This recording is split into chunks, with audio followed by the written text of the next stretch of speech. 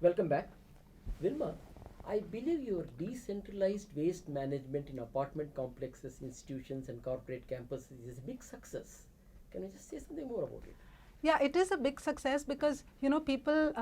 We've seen how even the residents then start to feel very satisfied and very encouraged to know that their waste is being managed at source. We have got comments from residents saying that when they go out of their complexes and they see waste all over the place there, they feel happy that at least they themselves are doing something about it.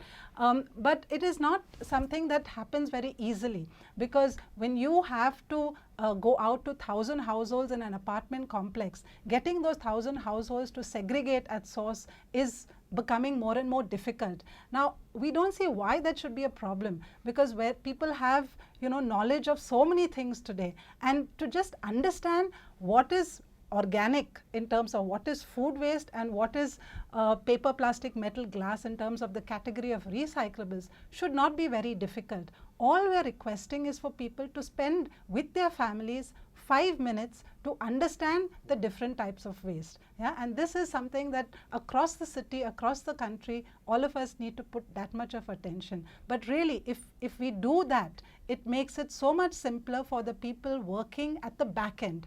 What we have in every apartment or corporate campus that we work in, we have at the back a waste management facility. So all the waste really comes to us there, where we then further sort into different types of paper, different types of plastic, metal, glass, cloth, etc. And all of that, only when it goes through this intensive secondary sorting will it really get recycled. Now, when that material is mixed with food waste and mixed with all other kinds of material, it is very, very messy for our field staff to do a segregation.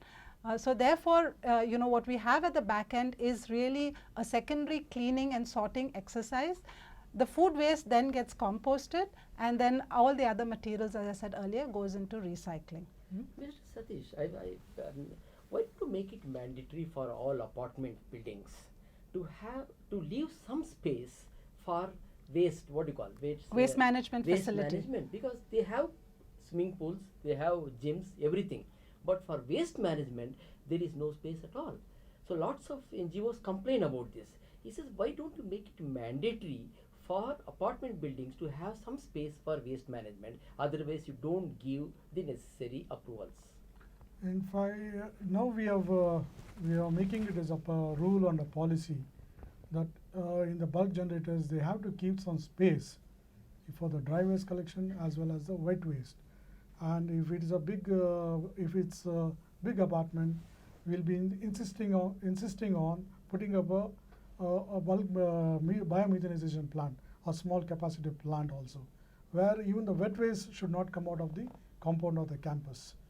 That policy and rules will be making it shortly in BBMP. Very soon it will be coming. That will be good. What do you say, Vilma? That would be excellent, because people have, as you said, space for everything. Yes. And especially not for this. For instance, even in landscaping is a big waste when you have a beautiful lawn, but what happens to the grass cuttings? So we need to also put space for the grass cuttings. Yeah. So this Sahas has been doing good job in apartments, as he said now. How do you propose to extend it to the entire city? This, as earlier I told you, we are setting up these dry waste collection centers in all the wards, and that will be run by the NGOs or any companies which come forward to run this. The second thing is we are trying to set up biomethanization plant in some of the big open spaces like in parks, lakes, and all, where around the capacity of biomethanization plant will be around 5 tons. These 5 tons, of wet waste will come from the surrounding neighborhoods, and that will be converted into power, where it will light the street lights for 12 hours every day. And we are also planning to set up organic waste converters in the parks, where all these dry leaves, the garden waste will come, and that will be converted into compost.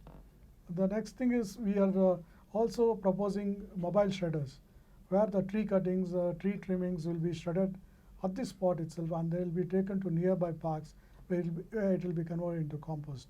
Those are our plans. These are the plans for across the city. Vilma, what kind of role do you see for the informal sector? Can they deliver quality service which do not comprise effective waste management?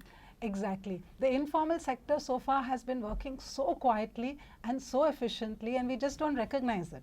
Yeah. When I say informal sector, I mean waste pickers, I mean scrap dealers, these kabadiwalas that we see all over the place. We just take them for granted. Yeah. We need to support them. We need to make sure that they have a better livelihood. You know, this thing of us just selling them our newspapers and things like that, they can actually take care of much more of our waste. Why do we sell newspapers to them, and then when it comes to low value waste, you know, there is a whole lot of plastic which we consider as low value, other small scraps of paper. This becomes low value waste. Now, they can also help us in this kind of recycling of this low value waste, but we need to support them more. We need to, you know, give them probably access to transport so that they can even come and collect the material from different locations. Very often the cost of transport is sometimes more than the value of waste. So that's why they do not pick up the other materials other than newspapers or milk covers, etc. But if we, you know, the government, the private institutions, the households, etc., start to understand what their needs are and also support them, then definitely they would be able to do a much better job. We need to look at better incomes from them. Why should they be just satisfied with 3,000 and 4,000 rupees a month? Why can't we look at them having an earning capacity of 10,000 rupees a month?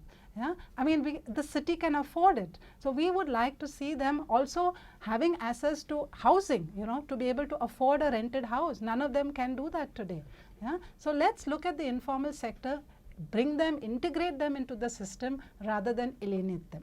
Mr. Satish, what do you have to say about it? I think it's a very good plan. Yes, actually BBMP should thank all the waste pickers or rack pickers. As on today, they are collecting nearly 600 to 700 tons of recyclables from the garbage, like papers, PET bottles, metals.